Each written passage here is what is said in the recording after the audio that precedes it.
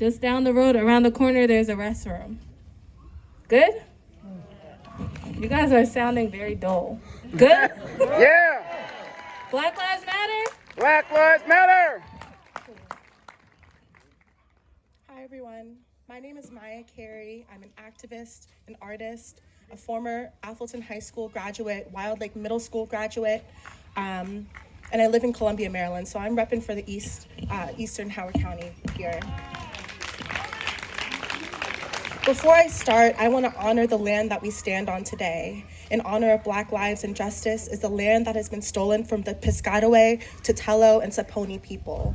This land is stolen. Being here feels like a kick in the face.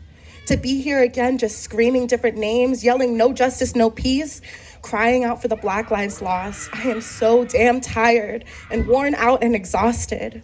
Our people are dying at unprecedented rates. They're being hunted down, hung in trees, murdered by cops, deeply hurt, thrown into rivers, dismembered. Is that what it takes to get y'all out here? Because I know Howard County can do better. I know Howard County can do better. Today I stand in front of you, and I didn't know I would be coming out, but I am Black. I am queer. I am non-binary. I am here and my presence matters.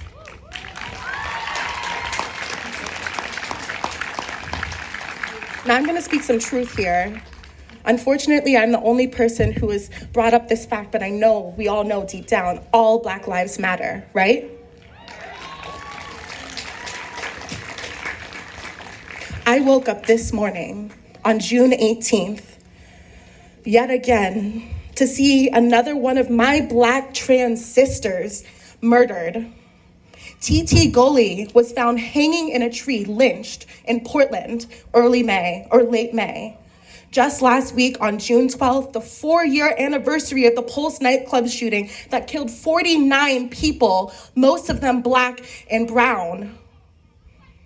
2 of my Black trans sisters, Rhea Milton and Dominique Remy Fells, were found murdered, one of them dismembered and thrown into a lake. Just weeks before this, our Black trans brother, Tony McDade, was shot and killed by Tallahassee police. The same reason we're here today is the reason he was killed. Right after that, our Black trans sister, Nina Pop, was found murdered. Today we say their names because their lives matter. Black trans lives matter. And I'm not gonna be silent about that. When you say Black lives matter, you better include the trans and LGBT community. You better include people with disabilities. You better include incarcerated folks, whether they've been incarcerated for 15 years or 5 months. It does not matter. Let me find my place.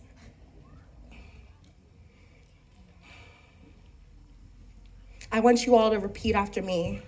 We're gonna say the names of these Black trans folks who have been murdered. Repeat after me. TT Gully. TT Gully. Nina Pop. Nina Pop. Tony McDade. Tony McDade. Rhea Milton. Rhea Milton. Dominique Remy Fells. Dominique Remy Fells. And I give one more space for the countless people who will be misgendered in the police notes, who won't be counted as trans people being killed because their identity, it's not fucking brave. I'm sorry. It is not bravery to be who you are. You deserve to be who you are. And for someone to kill someone because of that. And it's not only because of transphobia and homophobia, it is because of racism. You cannot separate those two. Lost my spot again. I also stand in front of you in honor of the beautiful and late Aloya Toyin Salu, a 19-year-old Black activist in Tallahassee who spent her final days demanding justice for who? Tony McDade, and being sexually assaulted. For years, she stood in the streets protesting for Black lives, using her body, her voice to fight and end police brutality and anti-Black systemic abuse. She herself was a survivor of many kinds, a survivor of racial justice, intimate partner violence, and years of sexual abuse. We cannot overlook that. Toyin was looking for shelter after protesting. She could not go back home because home was not safe for her. There was a man who told her that he could use her phone, something along those lines, and he assaulted her even after she told him that she was a survivor of sexual assault. She went missing hours after she tweeted about the experience and got away from her abuser. Shortly after, she was found dead. Toyin was 19, y'all. She was a Black woman fighting for our rights. The same Black woman who started Black Lives Matter. Like, we matter. Like, I've heard Breonna Taylor, but what about the other Black women? That there is a plague, there is so much hate towards us, and we deserve better. We deserve better.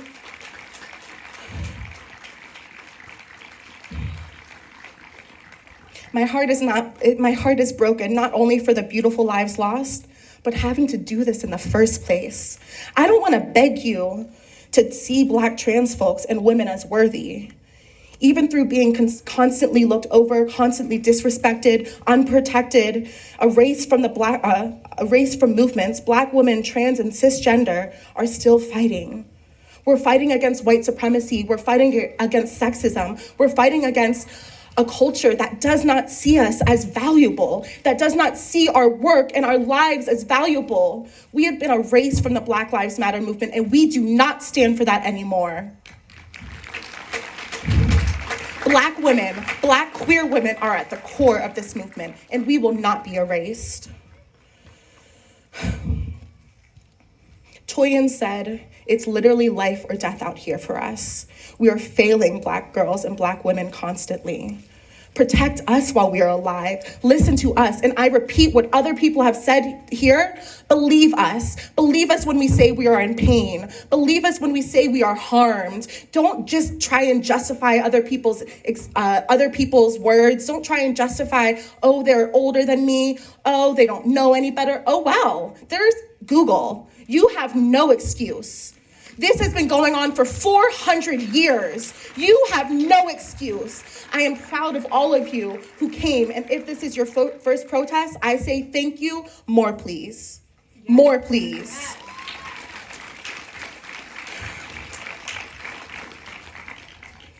Sorry. I also call on you to think deeper. Today, I ask you what Black Lives Matter really means to you. Do you see our lives beyond the news cycle? Do you see the racism beyond the white hoods and the physical beatings? Do you see it here in your neighborhoods, your schools, your homes, your family? Do you see it in the microaggressions that are far too present in Howard County? Do you see it in the microaggressions when you pronounce that little Black girl's name wrong after she just corrected you? Or the single your Black friends out to speak for a whole race? Or you reach to touch my hair without my permission? Or you say that you are colorblind or see no color? Today, I ask you to move beyond the performance of putting up a sign in your yard or telling your friends Black Lives Matter. Today, I demand that you internalize this. I demand that our communities take action, and I'm saying our communities. As a Black person, as white people, as Asian people, as gender nonconforming people, as people, we must take this on not only as a Black issue, but as our issue.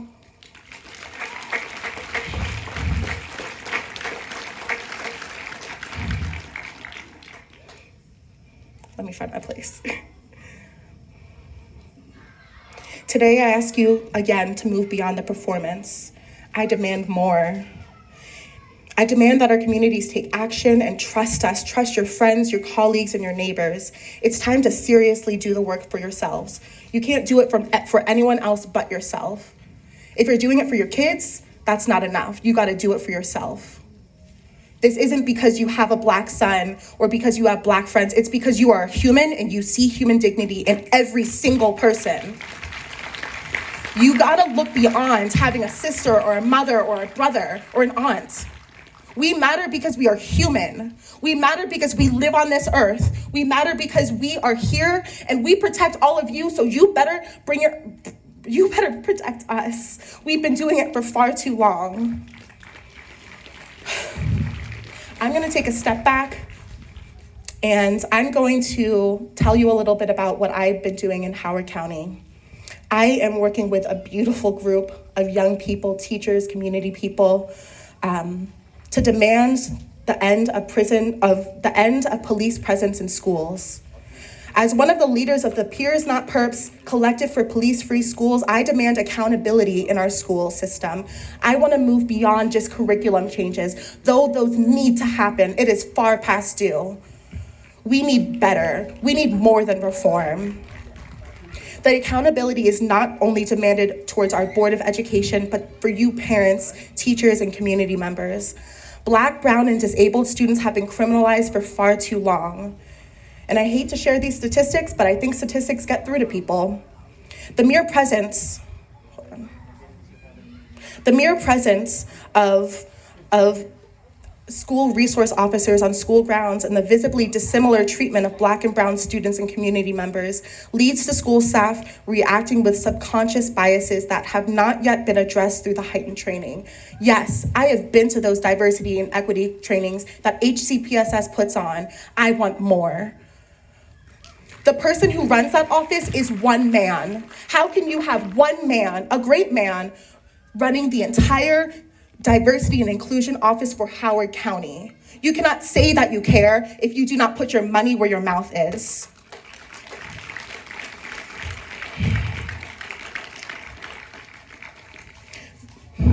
Though arrests in general have gone down in Howard County school systems, in the 2018-2019 school year, Black students still represented 62% of arrests, and second comes Latinx students at just under 20%.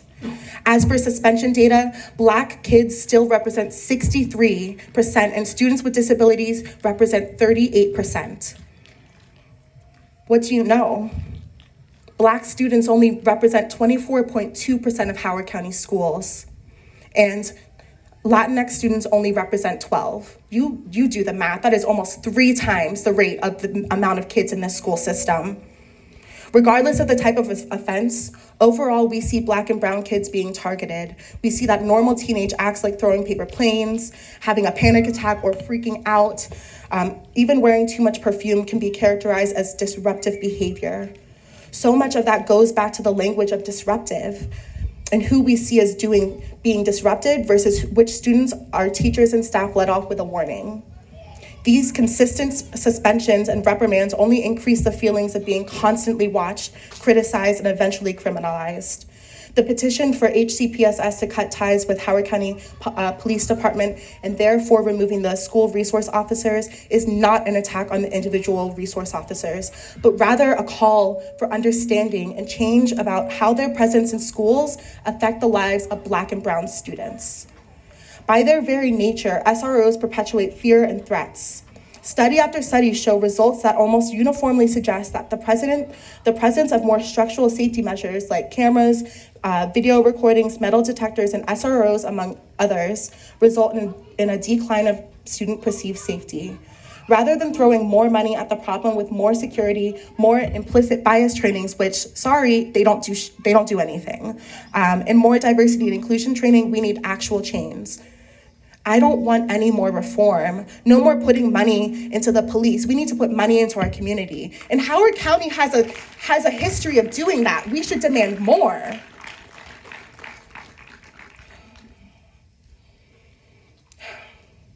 We are asking that our Board of Education center the lives of Black and brown students. Included in this is a demand for more funding for regular mental health check-ins with school counselors and social workers. It means being accountable for your restorative justice policy and the removal of policy 1040 that clearly includes racial bias in its language around care teams. There is policy. They say that they believe in restorative justice. I looked in the policy, they have one sentence about it. Tell me that's caring about restorative justice. Tell me that's caring about trauma-informed care. We need to do better. Black children are already predisposed for a lifetime of racial profiling and systemic violence. Why start them off early by putting a target on their backs during school? This petition means setting our Black and brown children up for success instead of expecting them to fail, expecting them to be thugs and criminalized and to not be smart and to only go to school if they play football or basketball.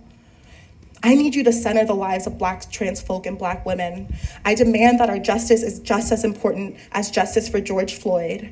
I demand that our Black and brown students have the right to go to school without fear of being criminalized and bias playing a role in how they are educated.